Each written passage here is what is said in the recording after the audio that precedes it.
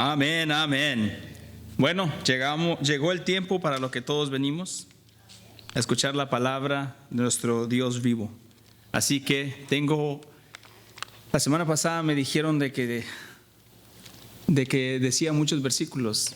Entonces hoy solamente vamos a leer uno, pero yo les voy a leer muchos más. Nuestro versículo de esta mañana es el Salmo 90, versículo 12.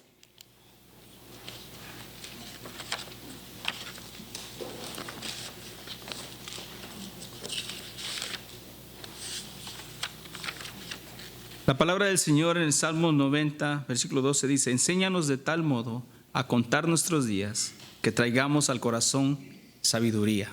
Esta es la palabra de Dios. Oremos. Padre, te damos gracias porque eres bueno con nosotros. Gracias, Señor, por esta mañana. Gracias, Señor, por tus bendiciones y por tu bondad sobre nosotros, Padre. Te damos gracias porque podemos estar aquí esta mañana escuchando tu voz, adorándote, Señor. Y sabemos, Padre, que todo lo que respira, que alabe a Dios. Y te alabamos, Padre, porque eres bueno. Y te pedimos esta mañana que por medio de tu palabra, que por medio del Espíritu Santo, podamos, Señor, ser dirigidos, instruidos y corregidos. Padre, te damos gracias por todo esto en el nombre de nuestro Señor Jesucristo. Amén y amén. Pueden sentarse, hermanos.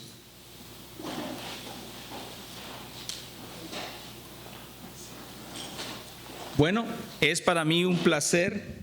La semana pasada me acostumbré que tenía el micrófono que iba acá, ya me iba a poner a caminar. Salmo 90, versículo 12.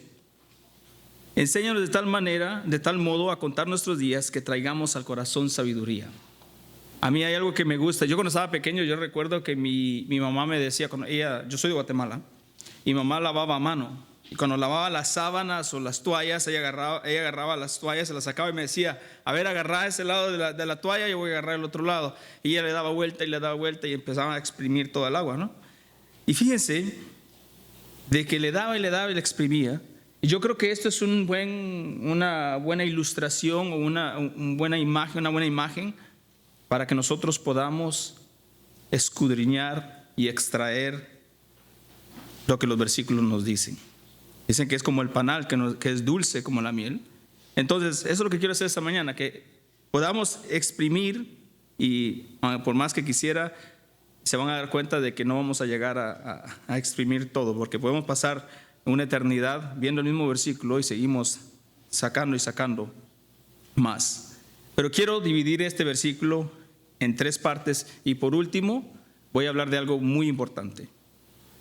Todo es importante, pero por último voy a hablar de algo que muchas veces se pasa por encima y creo que es importante para lo de esta mañana. Entonces quiero dividirlo en 3 maneras.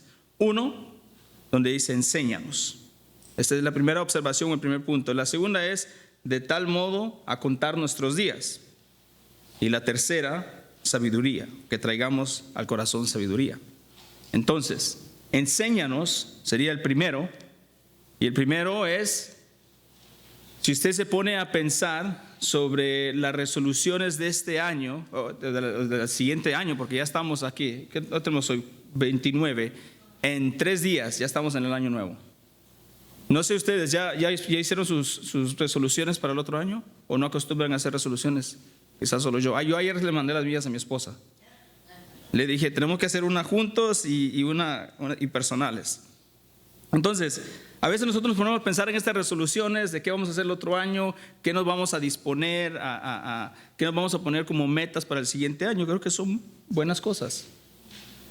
Pero mire cómo empieza el versículo. Dice: enséñanos de tal modo. Enséñanos. Y yo no sé ustedes, pero a mí me gusta mucho cuando alguien que sabe de algo me enseña. Por ejemplo, Jesucristo, cuando Él enseñaba, dice que cuando Él enseñaba, vemos en Mateo 7, versículo 28 al 29, que cuando terminó Jesús estas palabras, la gente se admiraba de su doctrina, o sea, de su enseñanza, porque les enseñaba como quien tiene autoridad y no como los escribas. O sea, la manera que Jesucristo enseñaba era una manera buena. No enseñaba como cualquier persona. Era la enseñanza de Dios. Y entonces, a mí me gusta tomar esto y decir, no, es que tenemos que aprender de alguien que sabe. No de cualquier persona, no de alguien que piensa que sabe y al final de todo es como el ciego guiando al ciego, sino que de alguien que sabe. Por ejemplo, yo antes, para los que no saben, antes, a mí siempre me han gustado los carros antiguos, los carros viejitos. Y no piensen que son aquellos, el Bel Air o esos carros que mira usted del Mustang, no. Me gustan los Honditas, los Toyotas, esos carritos viejitos, los viejitos. Entonces, yo pensaba que sabía de mecánica, porque yo trabajé en los carros Honda, trabajé como 3, 4 años. Yo podía quitar los motores, hacer todas estas cosas.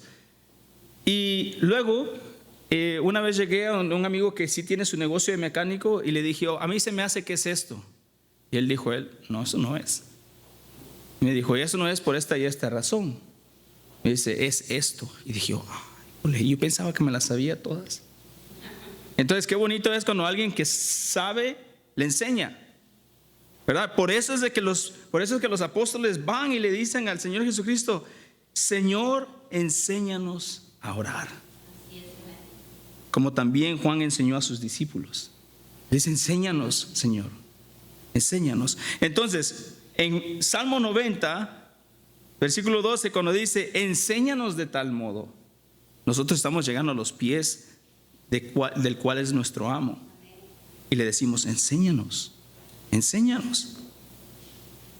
¿Y qué mejor persona que aprender de Cristo? A veces escuchamos por medio de una prédica el domingo, por medio de una palabra de un hermano que le dijo, y usted pasa en su semana y está pasando por algo y de repente dice, aquí voy a aplicar lo que escuché el domingo. No sé si le ha pasado a ustedes, donde uno está pasando por una situación y de repente el pastor dice algo y dice, alguien le contó al pastor. Le dio a donde es. Pero ¿saben por qué es esto?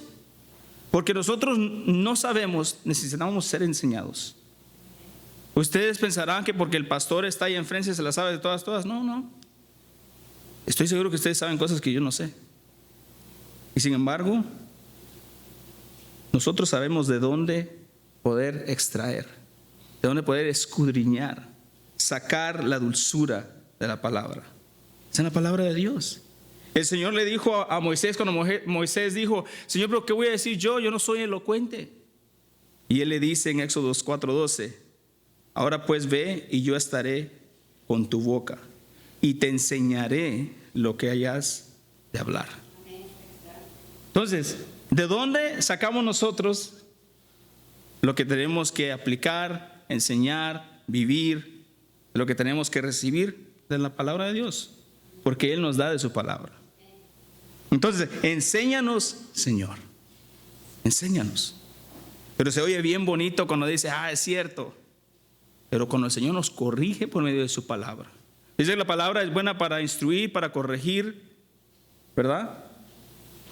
Pero no nos gusta que nos corrijan ni nos instruyan. Pero mira lo que dice el Salmo 94, versículo 12 al 13.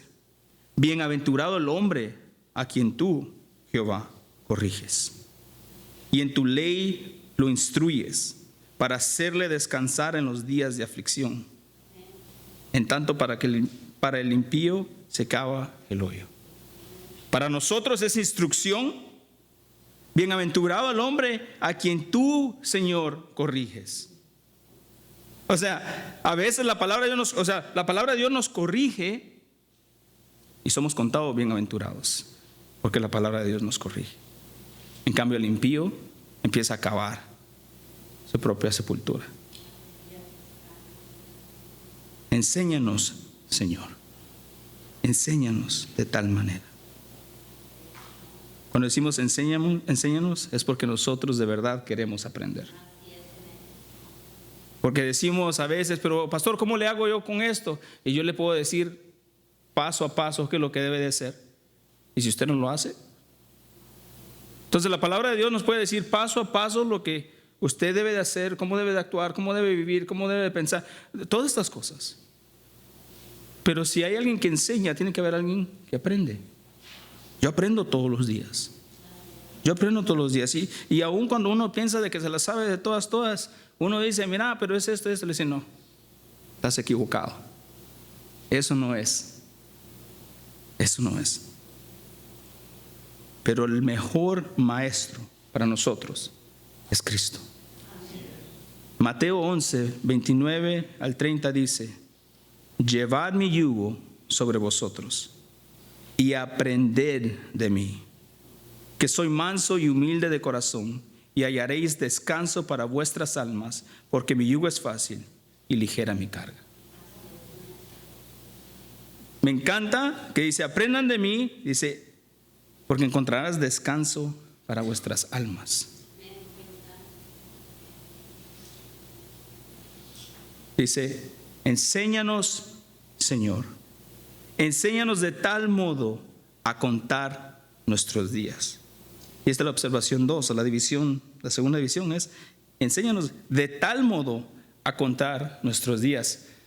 ¿Ustedes saben cuándo ustedes van a caducar? Yo tampoco. Pero a veces saben que hasta eso es una bendición. Sí, el día del rapto, sí, amén. Mi pregunta viene de otro ángulo. ¿Cuándo ustedes morirán en esta carne? Algunos no probarán la muerte, ¿cierto? Pero a veces vivimos la vida como que si nunca fuéramos a morir, o como que si Cristo no fuera a regresar. A veces vivimos la vida como que si tenemos muchos años por delante de nosotros. Y yo conozco gente que más joven que yo, que ha fallecido, más anciana que yo. Ahí sí que la muerte no discrimina. Y quieren que les digo esto, y no se los digo para traerles, para que se depriman, se los digo para que vean la realidad de las cosas. Este es un desglose aproximado de un dato global, ¿ok? Muertes al año, 60 millones. ¿Ok? Muertes al mes, 5 millones. Muertes por día, 164,384 personas. Muertes por hora, 6,849. Por minuto, 114. Por segundo, 2 personas. Eso quiere decir que en el sermón del pastor de 35 minutos, aproximadamente 3,990 personas van a morir. Y el Señor misericordioso, porque solo pensar que por los 35 minutos del sermón pudiéramos decir de que por la misericordia de Dios esperamos salir todos. Pero a veces tenemos resoluciones de decir: yo el otro año voy a hacer esto, quiero hacer lo otro, voy a comprar mi carro, mi casa. Allá en Guatemala hay un banco que dice: casa, carro, sueldos, puntos, para que ahorremos todos juntos. Vamos a tener todo lo que el mundo tiene y decir: voy a hacer todo esto, voy a hacer mejor el otro año. Pero Eclesiastes, Salomón dice: el hombre es polvo. Y es más, nos compara con las bestias. Y dice: así como las bestias, todo va a un mismo lugar. Todo es hecho del polvo y todo volverá al mismo polvo. Somos neblina. Y esto es importante con las resoluciones, porque dice Santiago 4, del 13 al 15: vamos ahora, los que decís, hoy y mañana iremos a tal ciudad y estaremos allá un año y traficaremos y ganaremos, cuando no sabéis lo que será mañana. ¿Por qué? Que es vuestra vida. Ciertamente es neblina que se aparece por un poco de tiempo y luego se desvanece. En lugar de lo cual deberías de decir: si el Señor quiere, viviremos y haremos esto y aquello. La vida del hombre es frágil, es momentaria. Dice que es como la neblina. Aquí ustedes saben cómo se pone la neblina. A veces dura más que otras veces, pero no vivimos en neblina todo el tiempo. La vida del hombre es frágil y pasajera, pero no la de Dios, pero no Dios. Salmo 90, el versículo 1 al versículo 2 dice: Señor, tú nos has sido refugio de generación en generación, antes de que naciesen los montes y formases la tierra y el mundo, desde el siglo hasta el siglo, tú eres Dios. Él es eterno. Él es eterno.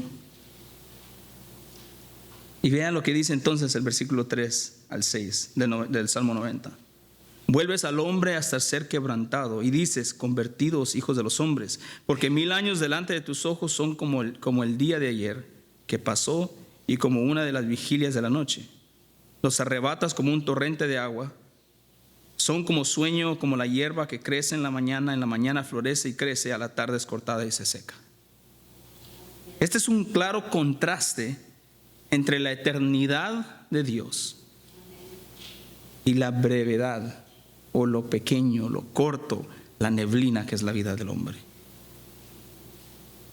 Esto me recuerda a 2 de Pedro 3:8, donde dice, no ignoréis esto, que para con el Señor un día es como 1000 años y 1000 años como un día. Y uno dice, de aquí viene el arrebato. Son 1000 años literalmente. ¿Saben qué significa este versículo? De que Dios no está detenido. Él no está en el mismo espacio que nosotros. Él no tiene ni principio ni fin, Él es eterno. Él no es detenido por el tiempo, Él no envejece porque es eterno. El tiempo se hizo para nosotros.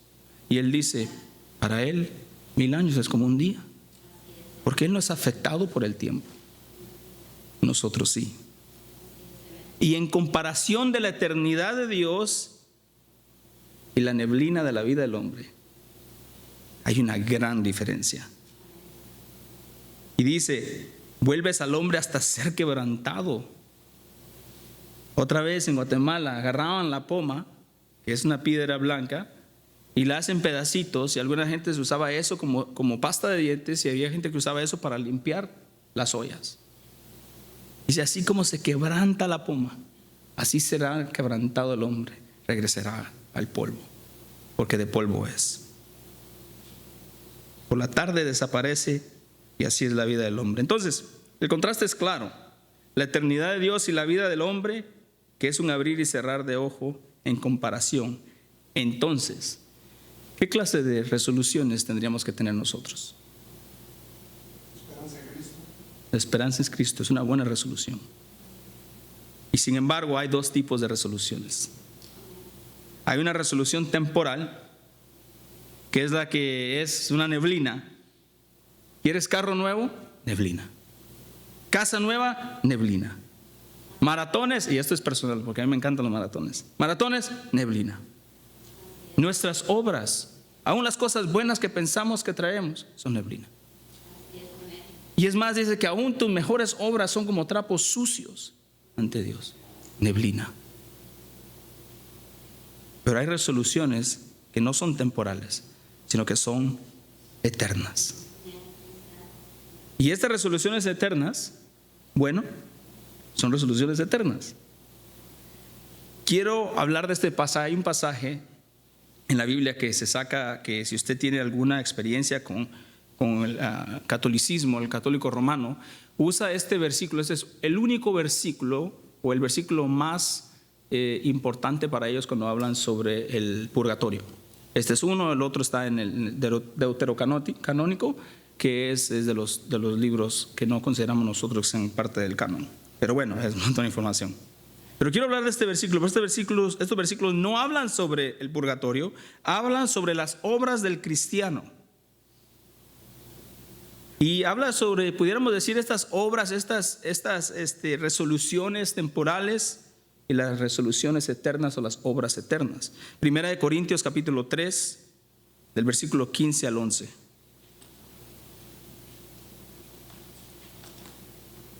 Brother Steve, do you mind putting that for me?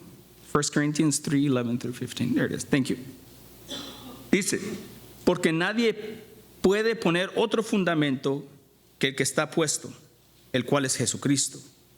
Y si sobre este fundamento alguno edificare oro, plata, piedras preciosas, madera, heno o hojarasca, la obra de cada uno se hará manifiesta, porque el día la declarará, pues por el fuego será revelada. Y la obra de cada uno, cual sea, el fuego la probará. Si permaneciera la obra de alguno que sobreedificó, recibirá recompensa.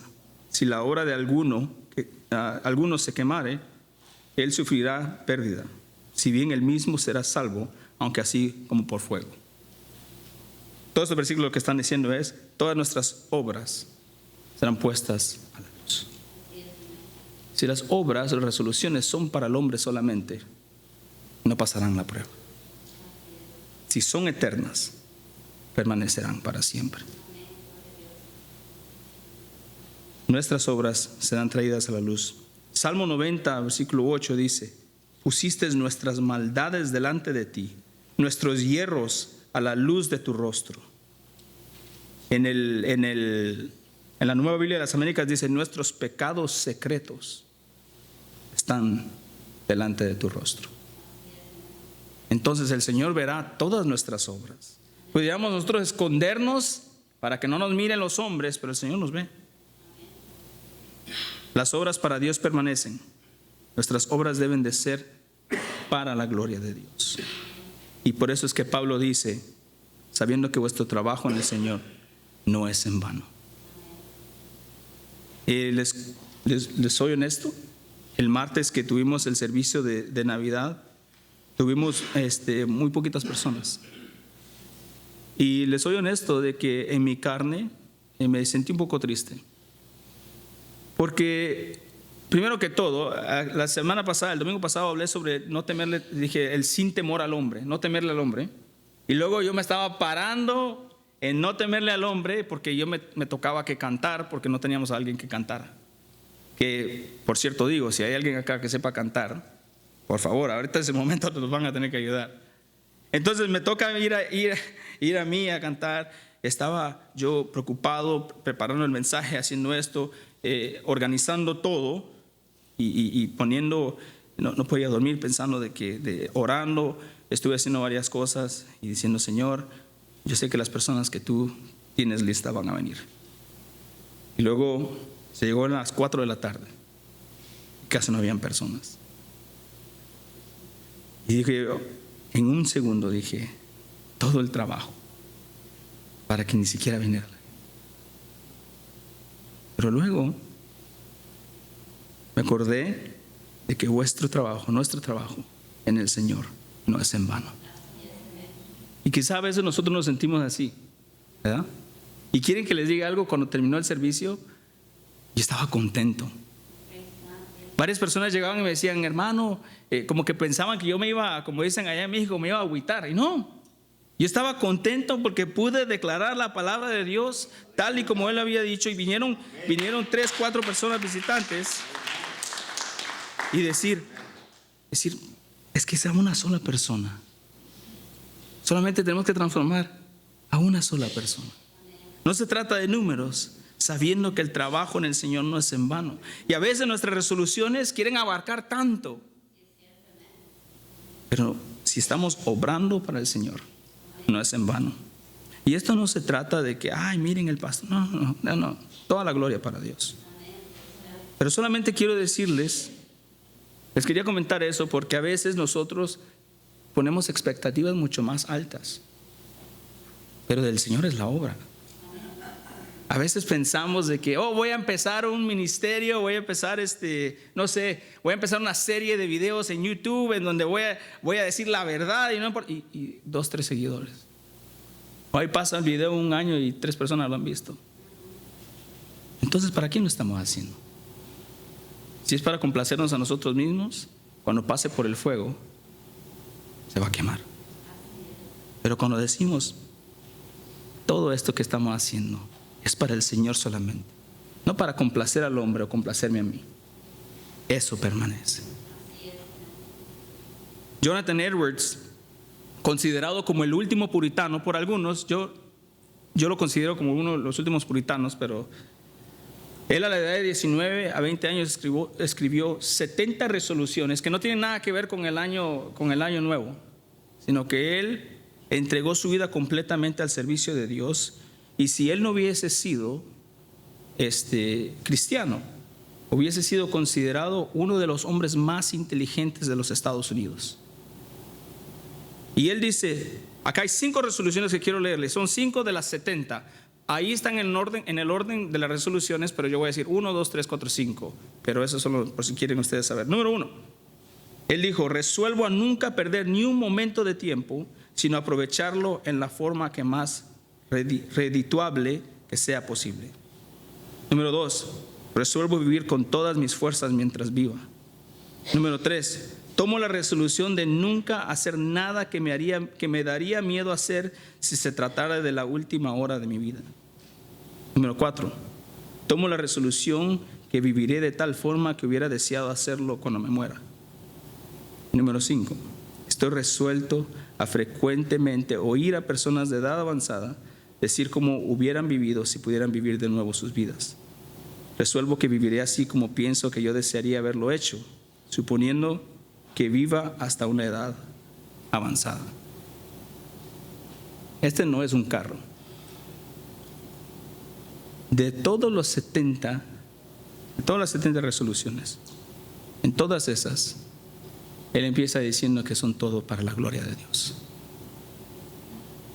Enséñanos de tal modo a contar nuestros días, de que no estamos desperdiciando nuestros días, nuestros tiempos, nuestras obras por algo temporal. Enséñanos, Señor. ¿Pero para qué? Me llega el tercer punto: que traigamos al corazón sabiduría. Para obtener un corazón de sabiduría o un corazón sabio. ¿Para qué, Señor? Señor, enséñanos a contar nuestros días. ¿Para qué? Para tener un corazón sabio. ¿Y ustedes saben cómo obtener un corazón sabio?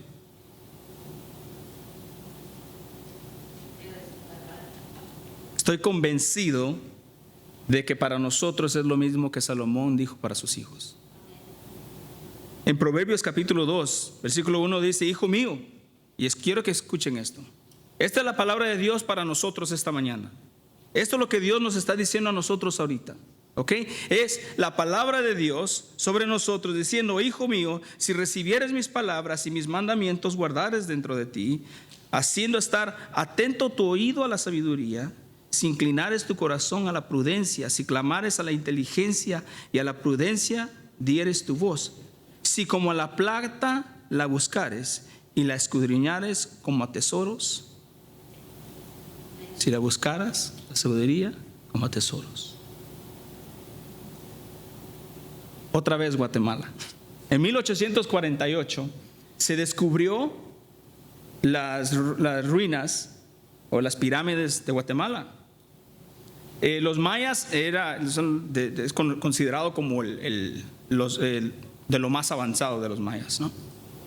Fíjense que ellos existieron del segundo siglo al noveno siglo. Existieron ellos en ese tiempo. En el siglo X quedó abandonada completamente la ciudad. En 1950 es donde empezaron a hacer excavaciones. Y entre 1979 y 1985 restauraron y pudieron realizar esfuerzos significativos para poder restaurar y que la gente pudiera ir a ver las pirámides. Y entonces los mayas tenían un símbolo de la grandeza de la civilización maya. Pasaron tantos años. Y yo me recuerdo que tenía un profesor que decía que una vez, yo no sé qué tan cierto sea esto, estoy diciendo que un profesor me lo dijo a mí. Yo estaba chiquito cuando me lo dijo. Entonces, que una vez iba un hombre caminando así por el bosque y sintió algo en el suelo y empezó a pegarle así con el suelo, y dice que eso fue como descubrieron las pirámides. Qué tan cierto sea, no sé. Pero mira el versículo 4, dice: si como a la plata la buscares y la escudriñares como a tesoros. O sea, si la buscaras como los arqueólogos buscan artefactos, así como buscan ciudades. Si la buscaras como los científicos buscan el conocimiento, si la buscaras como los exploradores buscan tesoros, entonces, versículo 5, entonces entenderás el temor de Jehová y hallarás el conocimiento de Dios, porque Jehová da la sabiduría y de su boca viene el conocimiento y la inteligencia. Él provee de sana sabiduría a los rectos, es escudo a los que caminan rectamente. Entonces, si algo se recuerdan, acuérdense de esto. Efesios 5, 15 al 17. Apliquen esto para este año, empezando desde hoy. Mirad pues con diligencia cómo andéis, no como necios, sino como sabios, aprovechando bien el tiempo, porque los días son malos. Por tanto, no seáis insensatos, sino entendidos de cuál sea la voluntad del Señor. Enséñanos de tal modo a contar nuestros días, que traigamos al corazón sabiduría. Pero saben de que el versículo 12 de los Salmos no viene solo. Es no solamente decir, traigamos sabiduría a nuestro corazón, enséñanos a contar nuestros días, traigamos sabiduría. No, no viene solo. Viene bien acompañado. Y ya voy a empezar a cerrar. Salmo 90, desde el versículo 9 dice, ¿quién conoce el poder de tu ira y tu indignación según que debe ser temido? Enséñanos de tal modo a contar nuestros días, que traigamos al corazón sabiduría, porque todos nuestros días declinan a causa de tu ira. Acabamos nuestros años como un pensamiento. Los días de nuestra edad son 70 años. Y si en lo más robusto son 80 años, con todo su fortaleza es molestia y trabajo, porque pronto pasan y volamos. Vuélvete, oh Jehová, ¿hasta cuándo? Y aplácate, o sea, compadécete de tus siervos. De mañana sacíanos de tu misericordia, y cantaremos y nos alegraremos todos nuestros días. ¿De qué manera traemos sabiduría a nuestro corazón? ¿Están poniendo atención? Ahorita les va a hacer ¡plá! Por las últimas 4 semanas, las últimas 4 semanas, estábamos viendo una serie de sermones o de mensajes que se llama Sin Temor. El número 1 era Sin Temor al Futuro. Luego el segundo sermón fue Sin Temor al Fracaso. El tercero fue no temer a la escasez, sin temor a la escasez. Y la semana pasada fue sin temor al hombre. Y hoy es con temor a Dios. Con temor a Dios. ¿Pero qué significa temor? ¿Qué es? ¿Es miedo? ¿Es reverencia? ¿Es asombro? ¿Es terror? ¿Qué es? Vamos a ver si es reverencia. Sabiduría. Vamos a ver. Sabiduría es lo que nos trae. Porque dicen, ¿verdad?, que el principio de la sabiduría es el temor a Dios. ¿Pero qué significa temor? ¿Es miedo o terror o reverencia? Respeto. Yo les digo que no es ninguno de esos. Porque muchas de las veces, teológicamente, reverencia es la que más se usa. Y sin embargo, la palabra queda corta. Entonces, voy a volver a decir, no es solamente eso. Es mucho más que eso. Déjenme les digo la mejor manera que puedo explicar yo el temor a Dios. ¿Okay? Un soldado, cuando está en la guerra y escucha pasar las balas cerca de él, ¿qué tiene? ¿Temor? ¿Terror? ¿Miedo? ¿Qué tiene? Terror. ¿Verdad? Tiene miedo. ¿Por qué? Tiene miedo por su vida. Pero ¿qué pasa? ¿Verdad? Su cuerpo, sus rodillas se pierden fuerza, él tiene miedo. Yo sé que por lo menos alguna vez en su vida ustedes han tenido esa clase de temor, en donde ni los pies lo levantan. ¿Y qué pasa con el hombre que está esperando en el altar después de esperar por cuántos años y ve a su esposa venir y se pone a llorar? Es una convulsión, es un sentimiento completo. Eso es un temor. Eso es temor. Y la palabra temor no es solamente reverencia, miedo, terror. Es un sentimiento completo del cuerpo, en donde todo su cuerpo, desde los pies hasta la coronilla de la cabeza, tienen un sentimiento puro para Dios. No un terror, sino es un miedo causado por el amor. Vean, Salmo 47, el 1 al 2. Pueblos todos, batid las manos, aclamar a Dios con voz de júbilo, porque Jehová el Altísimo es temible, Rey grande sobre toda la tierra. Proverbios 28, 14. Bienaventurado el hombre que siempre teme a Dios, mas el que endurece su corazón caerá en el mal. Son 2 clases de temores. Un temor causado por el amor y uno causado por el terror. Salmo 145, versículos 19 y 20.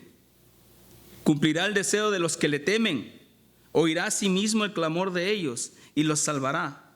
Jehová guarda a todos los que le aman, mas destruirá a todos los impíos.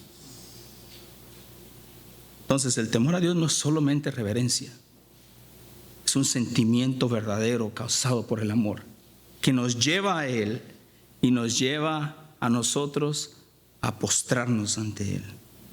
Por eso es que Pablo dice en 2 Corintios 7:1: así que, amados, puesto que tenemos tales promesas, limpiémonos de toda contaminación de carne y de espíritu, perfeccionando la santidad en el temor de Dios.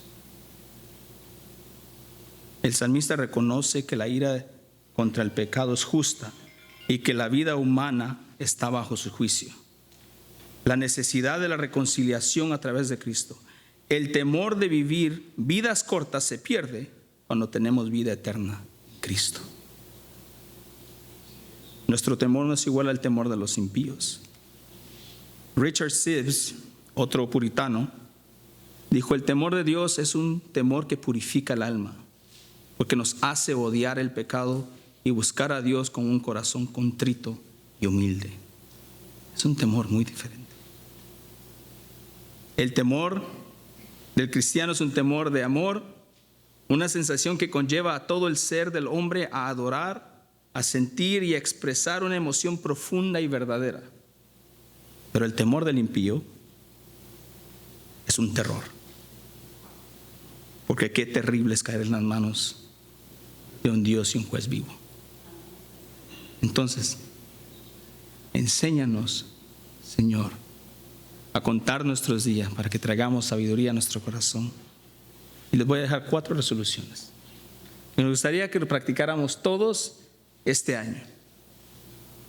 Número 1, busquemos la enseñanza de Dios en su palabra. Esta es la sabiduría de Dios. Busquemos la enseñanza de Dios en su palabra.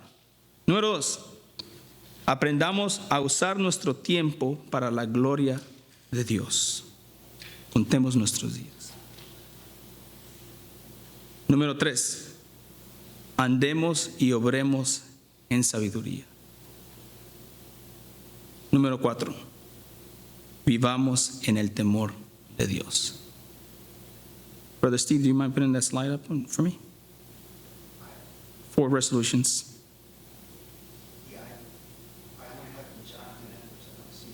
Okay. No worries. Pensé que la tenía ahí, pero parece que no. Ok, se lo vuelvo a decir. Número 1, busquemos la enseñanza de Dios en su palabra. Esta es la sabiduría de Dios. Aprendamos a usar nuestro tiempo para la gloria de Dios. Este es que contemos nuestros días. Andemos y obremos en sabiduría y vivamos en el temor de Dios. Moisés, los que no saben, el Salmo 90 es considerado el Salmo 90, pero cronológicamente el Salmo 90 es el primer salmo. Es el primer salmo escrito. Y fue el que se escribió cuando Moisés estaba en los 40 años en el Éxodo. Y él miraba entre 50 a 70 personas morir al día. Entonces, cuando Moisés dice: enséñanos de tal modo a contar nuestros días, que traigamos al corazón sabiduría. Él quizá lo estaba diciendo viendo a gente postrada en los suelos, reconociendo de que nuestras vidas son una neblina, pero la eternidad y la protección de Dios para con nosotros es eterna. Y podemos decir con Pablo: oh muerte, ¿dónde está tu aguijón? Que el Señor nos guarde en este año que viene y que nos dé la fortaleza, el temor, que podamos contar nuestros días y vivamos y hagamos todas las cosas para su gloria. No para nosotros, sino que a Él sea la gloria, la honra, el honor por los siglos de los siglos. Amén. Oremos. Padre, te damos gracias porque sabemos de que nuestras manos están vacías frente a la cruz del Calvario, Señor. Nada a la cruz traemos, simplemente a ti venimos, Señor. que tengas misericordia sobre nosotros, Señor, y que podamos reconocer de que sin ti estamos cavando nuestros propios hoyos, Señor, nuestras propias lugares en donde vamos a ser enterrados. Ayúdanos, Señor, a poder ser sabios y saber de que temerte a ti es ser sabios. Ayúdanos, Señor, a saber de que nuestros días están contados y que te pertenecen cada uno de esos días a ti y que en tus manos estamos, Señor. Señor, si hay alguien acá esta mañana que necesite de ti, que sepa, Señor, de que está yendo a una vida derecha para la muerte, que te escuche tu palabra, Señor, que escuche a ti, que pueda vivir para siempre. Señor, tú has dicho que aquel que confiese sus pecados, aquel que confiese de que Cristo es el Señor, este será salvo. Señor, sabemos de que tú no darás tu espalda a un corazón contrito y arrepentido. Señor, y venimos a ti sabiendo de que te pertenecemos en nuestra completitud. Pertenecemos completamente. Bendícenos, enséñanos a contar nuestros días. Te damos gracias y te pedimos todo esto en el nombre de nuestro Señor Jesucristo.